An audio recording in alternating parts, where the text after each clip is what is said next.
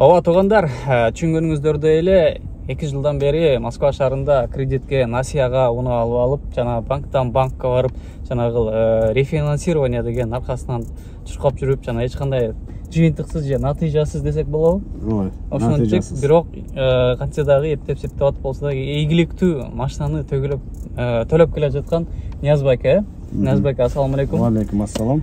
Нияз байке экөөбүз чалышып сүйлөшүп, Нияз байкенин окуясын айтып бергенден кийин мен хорошо дедим. Бул историяны осведомлять этип, элге мындай чыгарбасак, кимдир бирөөгө сабак болот. Биз эч кимди жамандабайбыз, бирөөдүн салонун жамандабайбыз, бирөөдүн услугасын, кызматын жамандабайбыз. Биздин максат жөн гана ушул эл көрсүн дагы бул нерсенин берки жагы дагы бар. Анан аягында уже өзүңөр бир чечимге келип, ал нерселерин да билип, эске сактап, анан эме кылыш керек. Анда сөздү көп узатпайлы, биздин каналга каттала элек болсоңуздар, катталып кетиңиздер, лайктардан басып, видеону түрдүрүп башынан аягына чейин көрүп коюңуздар. Баштадык. Нияз байке, алгач амандашып, анан кийин өзүңүздүн окуяны бир баштасаңыз. Биринчиден ассаламу алейкум бардык ушу Аким Кейжи каналынын көрүүчүлөрүнө, жана бардык эле ушул Москва шаарында эмгектенип мигрант болуп иштеп келаткан бардык биздин кыргыз туугандарга ассаламу алейкум. Бул окуя мындай болот. Мага СМС келет телефонума. Возьмите машину в автокредит. Анан, ну ладно деп туруп мен да клигин басып коем. Мага звоноктор келет, келгиле ушундай. А мен Toyota Camry бериле анда. Эгерде боло турган болсо Toyota Camry алайын дедим. По программе такси под ключ деген программа экен. Ошо мен бардым. Барсам, ал жерде эми өзбек бир Жахангир деген Женя деп коет экен. Ошо бала мындай ал жерде иштейт экен, менеджер по подбору автомобиля. То есть сен барасың, ошо менеджер сени сопровождать этет. Ошонун убеждениясы менен азыр бизде деле өзүбүздүн кыргыз балдар реклама кылып келгиле, биз андай кылабыз, мындай кылабыз деп атпайбы. Кутта ошондой ситуация иштеген, мен макул дедим. 69500дөн төлөйсүз деди. Салон кайсы салон? Салондун аты Республика деген салон. Бул М4 Дондо, сырт жагында М4 Дондон кийин Ближний Прудищи дом 4де турат бул неме автосалон. Ошентип мени переубеждать этип, булар 69500дөн 3 ай экен. Мына зеленый даже пометка кылып койгон, 3 ай төлөйсүз деп. Жашыл менен белгилеп койгондор. Жашыл менен белгилеп койгондор. 3 айдан кийин мен барсам, Марина деген кыз бул отпускта болуп и вообще эле ишке чыкпай коюптур. Берки Жахангир деген Женя деген бала там якобы вообще иштеген эмес дейт. Андай адам бизде жок дейт. Бизде иштеген эмес дейт. А мени ушундай болду эле десем, короче, биз сиздерге Атаман таксопаркын сунуштап кетейин, РФ боюнча. Парктын комиссиясы 2,5% акчаңыздарды 24/7 моментально эч кандай чектөөсү жок, эч кандай комиссиясы жок, чечип алсаңыздар болот. Таксиге тиешелүү полный пакет документтер жасалат. Путевой лист, страховка, лицензия, жаңыдан чыккан бекендештерибиз үчүн кисалка жардам берилет. Сити Мобиль менен Яндекс койлап беришет, экономдон Майбахка чейин улап берет. Экспресс, доставка, курьер, грузовой, ал тарифтер дагы бар, кошуп беришет. Анан ар бир ай сайын акчалай розыгрыш уюштуруп турат. Төмөндөгү телефон номерлерге чалып, Гүлжигиттен Аким Кейжи YouTube каналынан деп кошулуп, аман-эсен жумуштар кылып жүрөбүңүздөр. Барыңыздарга ийгилик. Азыр сеники неме кылып жөнөтсөк деле сага одобрение бербейт дейт. Анан жөнөтүштү, одобрение бербей койду. 3 айдан кийин машинанын пробеги ошол убакта 18000 пробег жүрүп коюп, барып аларга бардым, ал жерде болбой калды. Бул жерде дагы ВТБ банкына бардым, дагы 1-2 банктарга бардым, вообще одобрение бербей койду. Причинасын эч ким билбейт. Кыскасы ошол автосалондон сизге график платежи полностью түзүп берип, одобрение берип, машинаны сизге берип, сиз 18000 пробег жүргөндөн кийин мынакей өздөрү белгилеп коюптур. Ошондон кийин рефинансирование болот деген. Сизге айына төлөгөн акчаңыз азаят беле? Ооба, айына 44.000 өтүшөт деген. Бирок андай болгон эмес. Андай болбойт дагы экен. Сиз ал тема боюнча жанагы же Жахангир деген Женя дагы жок. Ал дагы жок, берки Марина дагы жок. Даже номер телефону турат. Бул дагы вообще чыкпай калды. А сиз рефинансирование кылдырам деп кандай жерлерге бардыңыз, кандай нерселерди кылдыңыз? ВТБ банкына бардым, Тинькофф банкына бардым, андан чыгып, ал жакта Ал жакта булар Альфа банкка жөнөтүштү, рефинансирование кылып берилди. Бирок Альфа банк отказ берди. То есть банктар отказ берип койду. Банктар отказ берип койду. Мунун причинасын мен кийин дагы ушу бир немеден юристтен маалымат алдым. Сага мисалы сен 2 миллион 600 деп берген, 2 миллион 814 миң по факту. Бул стоимостьте сенин машинаң уже салондан чыккандан кийин бул стоимостька барбайт.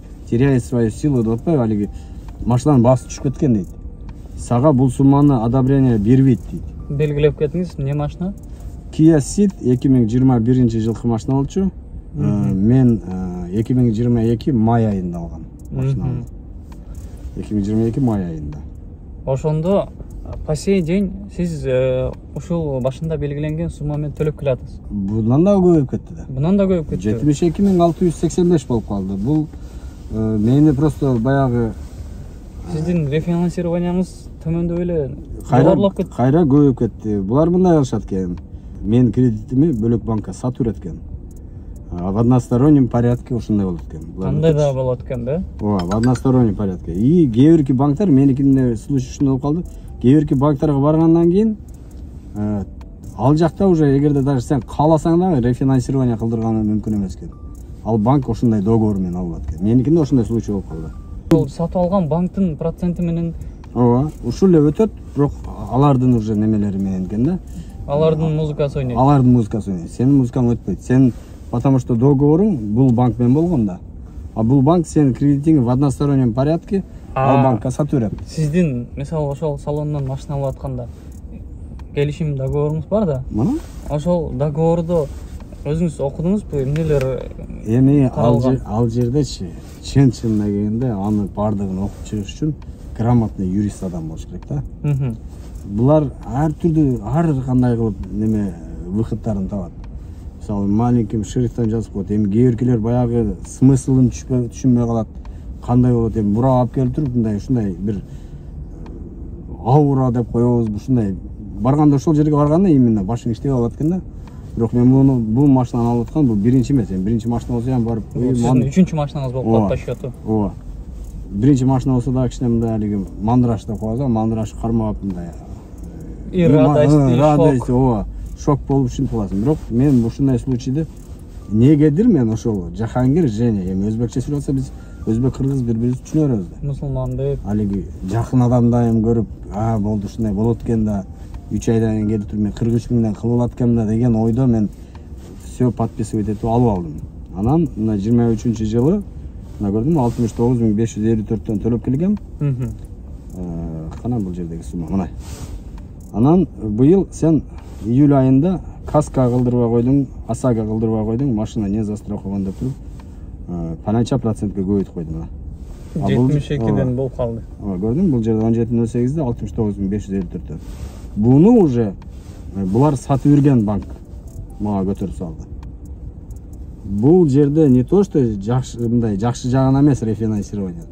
Жаман жагына ойноп кетип атат да. Машинаны канча жылга алдыңыз эле? Машина 7 жылга алынган. 7 жыл. Майда 2 жыл болсо, нар жагы примерно 5 жыл.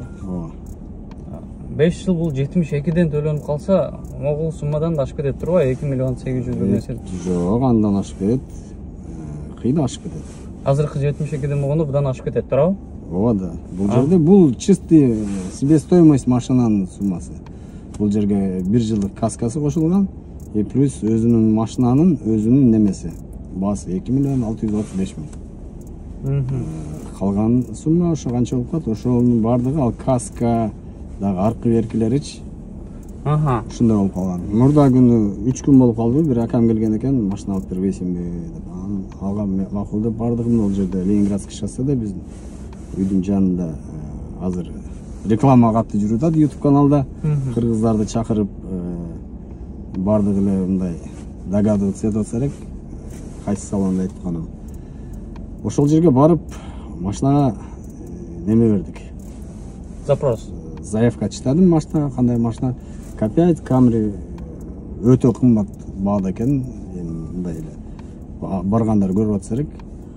2 миллион 600га өзүбүздүн эле кыргыз жигиттер селер салып, Kia Rio алып чыгышты. 2021 жылғы екен. Ең высший комплектация емес. Литые диски, там, арқы 4 стеклоподъемник. Перед максималка сияқты. Анан мен аларды күтө албадым да, до конца кандай болот. Бирок мен айттым 60 миңден кем болбойт дедим. Анан рефинансированиясы кандай болду десем, ушундай 6 айдан кийин, буларда 6 айдан экен. 6 айдан кийин рефинансирование кылып беребиз дедилер. Мен айттым, ал нерсе болушу өтө кыйыныраак. Мен өзүмө болсо одобрение бербеди. Булар да ушу основной ушундай экен өзү чагымдачы.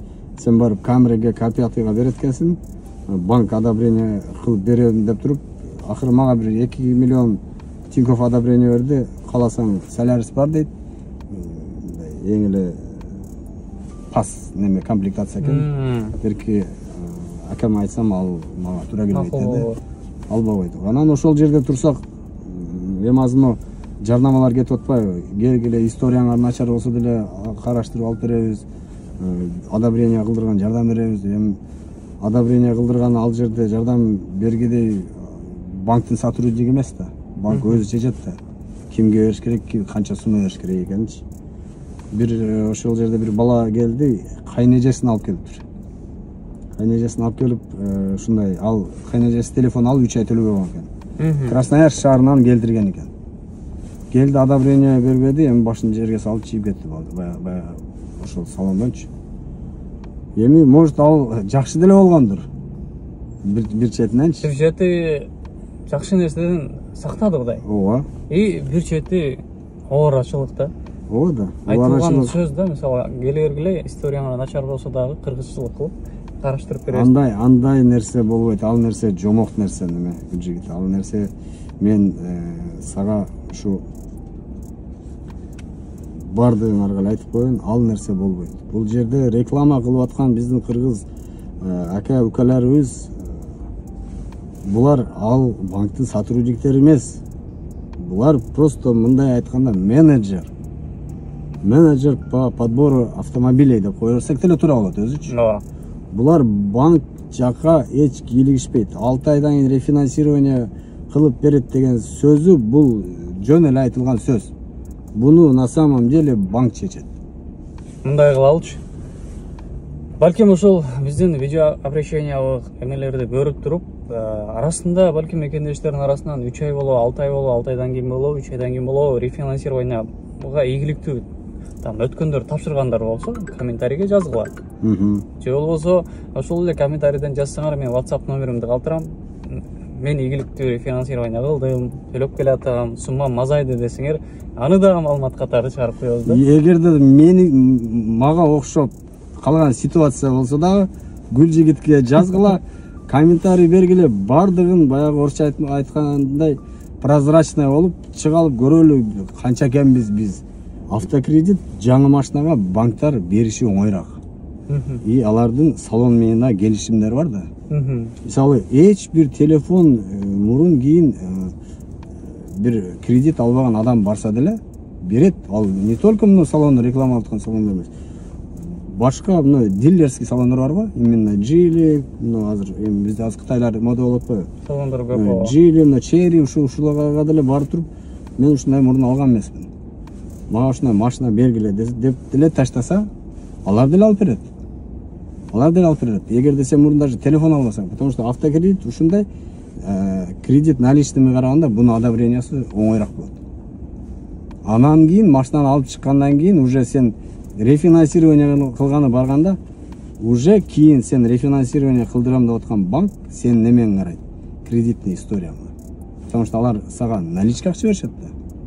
А машина уже бул бага турбайт. Машинаны пас. Соңунда бул байкеге телефон аркылуу сүйлөшкөндө дагы Ниязбеке мен айттым эле, байке мен эми как YouTube'га контент жасап, видео тартып, анан анча-мынча рекламалардан да действительно акча алам, тыйын алам.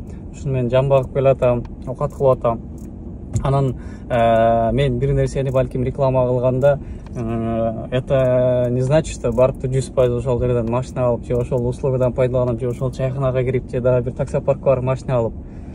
Ал адам өзүнүн эрки да, мисалы барат дагы ошол салондон бүт договорду карайт, одобрение болобу болбойбу, бүт бардыгын өлчөп, анан кийин алат да. Мен просто осведомлять этип киргизип койгом. дагы башка мен сыяктуу блогерлер деле ошондой болсо керек. Ким кандай билбейм. Эми бул менен айта турган нерсебиз, сен деле ошол нерсени айткың келип аткандыр. Бирөө жарымды барып албагыла деп дагы мен айта албайм. Ооба.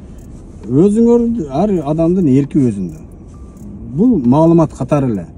Эгерде сен бул ким эле, сен ким элең же ал ким эле өзүм билем дегендер дагы просто бул маалымат катары эле берилген алиги экөөбүздүн ортобуздагы мындай маек болду деп эсептешем.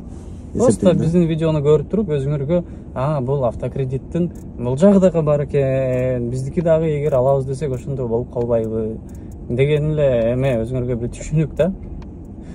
Ошол, Ниязбек аке, мен ойлойм, көп нерсени көрсөттүк го дейм. Эгер көп анча-мынча нерсени балким пропускать этип өтүп кеттикпи же унутуп калдыкпы же эмне болду, адамбыз дейм.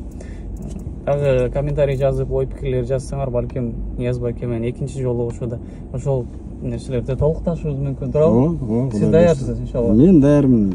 Түнү күнү любой время да. Болду аке. Маегиңиз үчүн Гүлжигиттин каналына катталгыла. Өтө сонун жигит. Ладно, ийгилик. Assalomu alaykum.